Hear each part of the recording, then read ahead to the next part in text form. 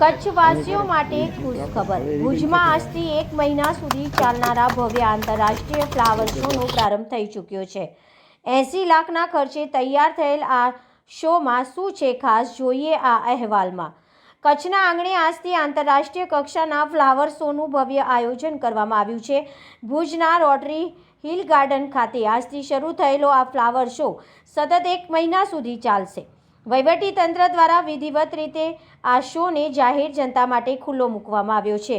છેલ્લા 1 મહિનાથી 40 જેટલા કુશળ આર્ટિસ્ટો રાત દિવસ મહેનત કરી રહ્યા હતા, જેમના દ્વારા અંદાજે 100 જેટલી આકર્ષક કલાકૃતિઓ તૈયાર કરવામાં આવી છે. સાથે જ આ પ્રદર્શનમાં આશરે 4 લાખ જેટલા આર્ટિફિશિયલ ફૂલોનો ઉપયોગ કરીને મનમોહક નજારો તૈયાર કરવામાં આવ્યો છે. અંદાજિત 80 લાખ રૂપિયાના ખર્ચે તૈયાર થયેલા આ શોમાં 2 લાખથી વધુ મુલાકાતીઓ આવે તેવી આશા વ્યક્ત કરવામાં આવી છે.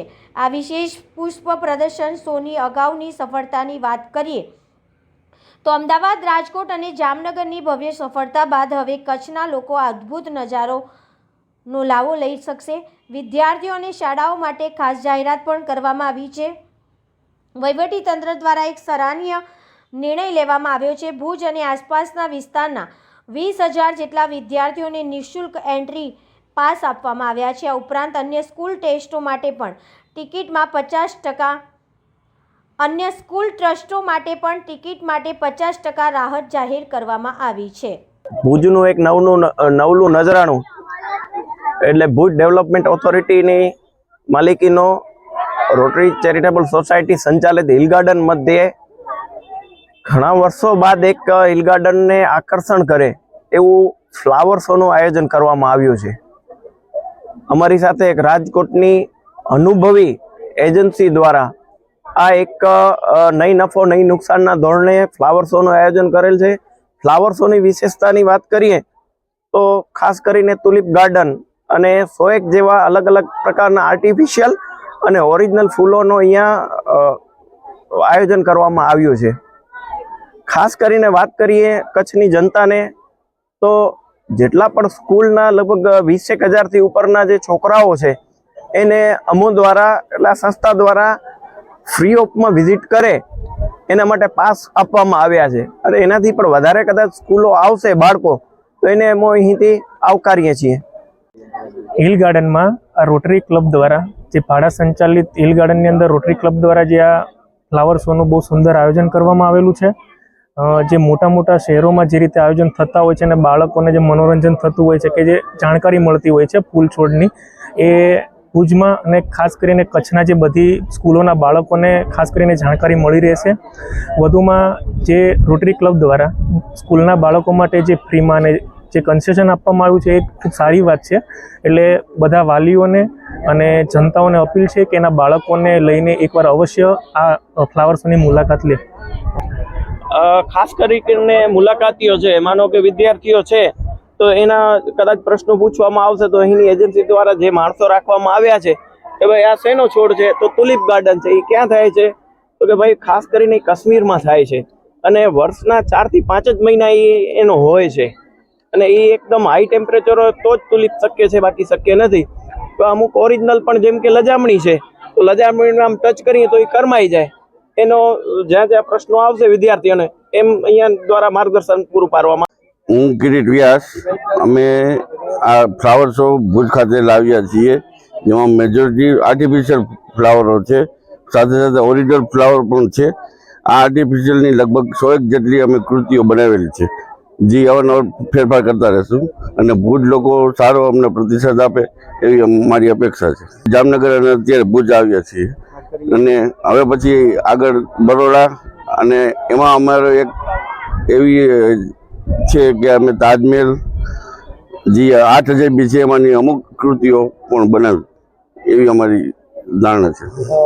જે બધા આમ તો આર્ટિફિશિયલ ફૂલો છે બધા, એમાં ખાસ કરીને જે કાશ્મીરમાં તુલિપ ગાર્ડન છે જે આપણે પાછળ જોઈ રહ્યા છે એનું એક નજરાણું આપણે અહીં મૂકેલું છે કે કાશ્મીરમાં આ રીતનું તુલિપ ગાર્ડન જે 4 મહિના ત્યાં હોય છે એ રીતનું આપણે અહીં પ્રદર્શિત કર્યું છે.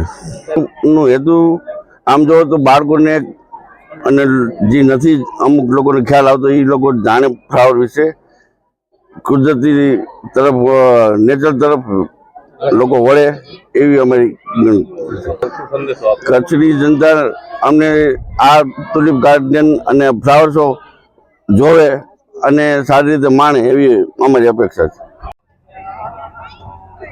તમારો પરિચય? અમે બધા માધાપરથી આવ્યા છીએ. અમે લંડનના રહેવાસી છીએ.